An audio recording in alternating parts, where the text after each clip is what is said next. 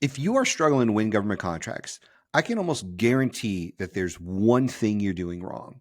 It's this one thing that when you make this tweak to your business, you all of a sudden start putting the right opportunities in your pipeline. You start closing contracts, you start working with teaming partners, you start doing all these different things that just never clicked before because there's this one thing you're doing wrong. Now, I want to tell you about that one thing, and I'm not going to make you wait a whole lot of time or anything like that. But I want to say this one thing first. It kind of relates really, really well to this. My doctor told me years ago, you don't lose weight in the gym, you lose weight in the kitchen, you get fit in the gym. And I was thinking about that this week as I was going to the gym because I've lost about 65 pounds over the last year. I've gotten in some of the better shape of my life. I'm starting to get back in really good shape with hiking and things like that. I got this 5K that I want to do. And I was thinking about that and how I barely went to the gym when I was on the weight loss part of the journey. And I've got about 20 more pounds to go, but I know that I lose weight in the kitchen. It is not about how many hours I spend in the gym or how far I run or how much weight I lift or any of that kind of stuff. Those things help, but that is not where you lose weight. You lose weight in the kitchen. It's the things you eat. You just get fit in the gym. And I think most people believe when it comes to government contracting, you win contracts by responding to RFPs. Now, that's partially true. You can't win if you don't bid, right? You can't win if you don't bid for the most part, because you can actually win some contracts without having to bid, which is awesome. But most people think you win contracts by bidding, by responding to RFPs, and you just churn out enough RFPs that that's how you win in this world. And you can, but it's a really high volume, lot of effort kind of game to do that. In the same parallel that I was talking about earlier about losing weight in the kitchen, not the gym, you win contracts in pre-acquisition, not in acquisition. That's the one tweak most of you need to make. You are not spending near enough time in the pre-acquisition mode of government contracting. You're spending all this time in the acquisition mode, which the acquisition mode is actually a relatively short amount of time in the life of an opportunity. There's all this pre-acquisition stuff that you could be and should be doing. And that is where you wind up winning contracts by doing more pre-acquisition work. And so I have a list of things that I want to share with you. One of the things that I want to start with is why only responding to RFPs is an absolute losing strategy. It's an absolute losing strategy. RFPs are typically written with someone in mind. Not all the time, but I would say by the time the RFP drops, the decision is 50 to 70% made. Now, I know what you're saying. They've got to evaluate competition and all these different types of things. But a lot of times when something goes into competition, it's because it has to go into competition. And the only reason the government is doing it is because that's the rules. They're trying to play by the rules. But the problem with waiting to only respond to RFPs is that is when competition is at its fiercest. The RFP stage, that is the peak of competition, especially if it's full and open. If it's full and open and you're small, then you are really going to struggle with it. But even if it's a particular set aside or whatever it may be, when it goes out into the market for RFP stage, and that is the only thing you're looking at, you are behind the eight ball. You are having to play defense on this RFP instead of offense, trying to shape it in some sort of way, like your competition has likely done. Because if 50 to 70% have already made a decision of some sort, they're really putting this out there knowing that the company they want to respond is going to respond, and that company is going to respond and check all the boxes they're looking for. And they likely know, based on the conversations they've had, that other people are going to check some but not all the boxes. They're not going to fully understand what's going on. Now, this relates very heavily to the services market, but it also still relates in the product market too. So it's still very relatable in there. So when you're only responding to RFPs, you are playing primarily defense, not offense. And I will tell you this one final point in this little section here. Proposal writing is one of the most expensive and time consuming things you will ever do in your business. And you may say, look, well, I'm writing the proposals. Well, how much are you worth an hour? Times that by how many hours you're working, and that's the cost of doing that proposal. So proposals are not free. Proposals cost time, energy, effort, and if you're losing, it costs a lot of mental strength. Like, it really does diminish a team significantly to consistently lose RFPs. You get to the point where you hate the game, you hate the business, you hate your job, and you don't want any part of this nonsense. And so it is very expensive in ways you can't even calculate to lose. Now, winning happens before the RFP drops, because success comes from preparation, not just showing up when the work is announced. So contracts are won before they're competed by actually sitting down and talking to your potential customer, your contracting officers, your program managers, some of the boots on the ground, so to speak, of the people who are actually doing the work, who are going to use the product or service that you are selling. You have to be talking to those people in pre-acquisition. When you're talking to those people, you have an opportunity to shape the requirements, and that will give you a massive advantage when you go in the RFP phase. Because if you are shaping, or what we call a lot of times ghosting, requirements into an RFP, you are influencing not only the scope of the RFP, but the depth at which it goes into specific areas. You are having a chance to ghost very specific things to your company, how you do business, where you do business, the types of solutions you use, the particular products, brand names, all these different things that you have an opportunity to ghost into a requirement. And that doesn't happen if you aren't talking to the customer. So if you're talking to the customer, you get this opportunity like no one else in order to shape this thing. And so when an RFP finally drops, you want somebody to say, well, it looks like it was written for that company.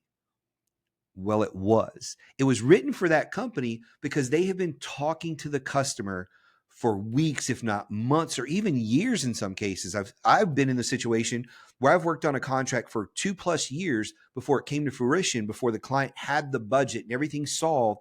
But we've been talking and working and solutioning with them for all that time to get to a point where they could put it on the street, knowing we're the only ones that can respond to it. That's where you want to be. Because at the end of the day, agencies want solutions, not just a bunch of proposals. They want you to build relationships with them pre-RFP and talk to them. Now, I guarantee you there's somebody that just yelled at their computer or their phone and said, that's not true. They won't pick up the phone. Well, if they're not picking up the phone, it's because you're not doing something right. There's something about the way you're approaching them that's either not correct, or you haven't done it enough. There's too many people that call me and say, Mike, I've been trying to get a hold of this agency and I can't get a hold of them and blah, blah, blah. And I say, well, how many times have you called them? And they're like, oh, 2, 3, 4 times. Like, you probably got to call them 30. Probably got to send 20 emails. Probably got to call them another 30 after you talk to them.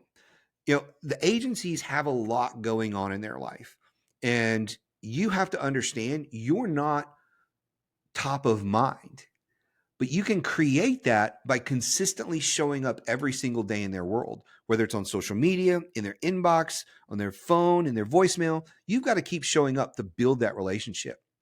And when you do that, they will start to reveal their pain points to you. And their pain points are what really win the contract. Those are the things that show up that make them say, it's really these 6 things that I'm looking for in a company. If they can do these 6 things or 5 things or 2 things or whatever it is, there's these 2, 3, 5, 6 dozen things. If they can do these, this is a no-brainer for us. And you don't know what those pain points are just by reading an RFP. You just know how to respond to the RFP, but you don't know where to spend most of your time writing and pointing them in a direction if you're just responding to the RFP. You've got to lean in and do more than just respond to the RFP. You've got to know what hurts and how you can fix that in the business. And once you know that, then it's easy to say, hey, there's these 3 sections where we really have to spend a lot more time, because those 3 sections are what is really important to the customer. And that's going to be the difference in this relationship. And that's what you've got to do. Now, pre-acquisition puts you in control. You become a known, trusted entity when you are working with agencies and you're talking to them, you're building that relationship, that's one of the first steps in putting yourself in control. Your strategic teaming starts early when you're talking early, because now that you're talking to the government, you can start saying, look, we're going to need a teaming partner or two. And maybe it's the incumbent, but it's going to come out small business next time, or it's going to shift from something to something else. And maybe the incumbent is not the best person to lead the project next time. It's actually us. And so your teaming can start early, way before the RFP drops. You develop intelligence from your competitors when you are doing this, because now you can start talking to people that don't even know what's going on about the things that are going on site. You can start to understand all the things that your competitors are doing, get a better understanding of how to approach them, how to position yourself as better than them or equal and then better to them. And it just gives you an edge. And then winning is ultimately about relationships. It's ultimately about relationships. People need to know, like, and trust you. And the more they know, like, and trust you, especially in those early phases, it gives you an opportunity to even come in and maybe do some smaller contracts with them to say, look, I know this big contract's coming out and it's 5, 6, 8, 10, $30 million, whatever it is. But what if we did some smaller projects that were under simplified acquisition, or some training that you could put onto a credit card, or fill in the blank, right? You start to kind of pepper them with some ideas where you can come in and do something that you don't have to compete, that can be a precursor to this contract. And when you do that, you not only get in with the customer and can start working with them more, you actually get a little bit of past performance with them, which is always beneficial to you. So pre-acquisition puts you in control. It puts you on offense, puts you in the driver's seat. It allows you to frame what's going on in their world in a way that you both understand it, and you're working in partnership, which is really what we're supposed to do with government. We're supposed to work in partnership with them, industry and government together as partners. And again, I know there's somebody that probably threw their phone across the room when I said stuff like that, but it really does happen. I can't tell you how many meetings I've had over the last 25 plus years with government contractors, with contracting officers, with program managers, with boots on the ground, with high level government officials, where we've sat and talked about pie in the sky. This is how we'd like it to go. And then that goes into another conversation and another conversation and another conversation. And it turns into either a sole source award, or it turns into a contract on the street that we've helped shape. We've ghosted our requirements. We've ghosted what's unique to our business. We've ghosted how we are going to do this job in a way that no one else can do. And when you can do that, the RFP writing itself is simple. It's super simple. Like you already know it so intimately that you're able to get in and write the RFP pretty much with ease, because you've told them what should go in the RFP for this entire time. So that's what you want to focus on. A couple other things that I'll throw out there for you, because you may be saying, well, I'm struggling to get in the door with some of these contracting officers and some of these other people. Okay, well, start responding to their sources sought in RFIs. Start there. I mean, that's an important place that you should use to start to build that relationship. Those sources sought, those RFIs, it's a really important place that you can start to make those connections, have those conversations. Start to interact with them on LinkedIn. A lot of government folks are on LinkedIn. You need to be on there, interacting, commenting on their stuff, reaching out to them, making connections, seeing what's important to them. You need to be going to certain events that they're at as well. If you're going to certain events where you're able to shake hands, look them in the eye, that's a game changer.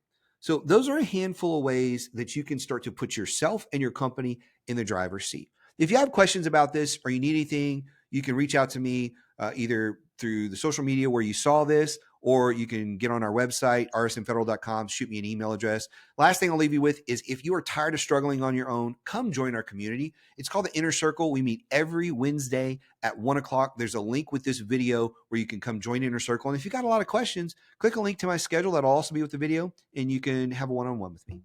See you next time.